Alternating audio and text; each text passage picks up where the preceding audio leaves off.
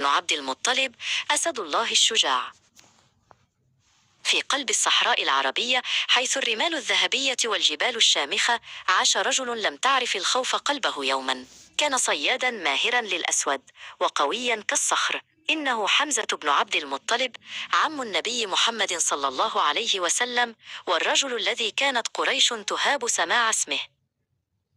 في يوم من الأيام وبينما كان حمزة عائدا من رحلة صيد، سمع أن أبا جهل قد آذى النبي صلى الله عليه وسلم. اشتعل الغضب في قلب حمزة، فذهب إليه وسط جمع من الناس وقال كلمته الشهيرة: أتشتمه وأنا على دينه؟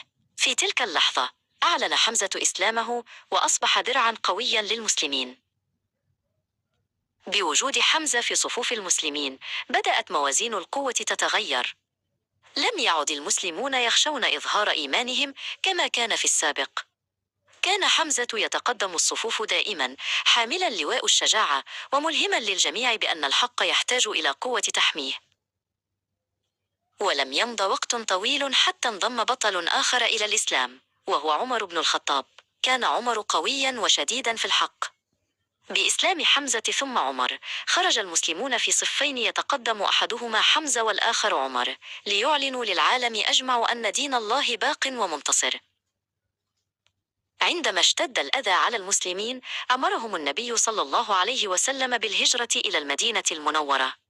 وبينما كان الكثيرون يهاجرون سرا، وقف عمر بن الخطاب بكل شجاعة أمام المشركين متحديا إياهم بصوت زلزل المكان. اعتلى عمر مكانة بارزة وقال جملته التي خلدها التاريخ: من أراد أن تثكل أمه أو يتم ولده أو ترمل زوجته فليلقني وراء هذا الوادي.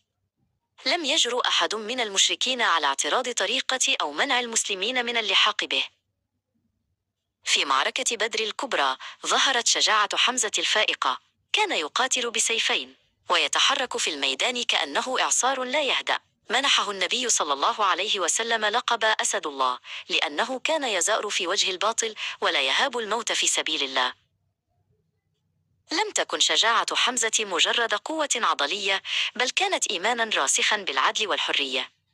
كان يدافع عن الضعفاء ويقف في وجه الظالمين، مما جعل اسمه محفورا في قلوب المسلمين كرمز للفداء والبطولة التي لا تنتهي. جلس الصغير زيد يستمع لقصة هؤلاء الأبطال من جده وعيناه تلمعان بالإعجاب. تعلم زيد أن الشجاعة ليست في إيذاء الآخرين، بل في الدفاع عن الحق وحماية الدين والوطن، تماما كما فعل أسد الله حمزة. وهكذا تظل سيرة حمزة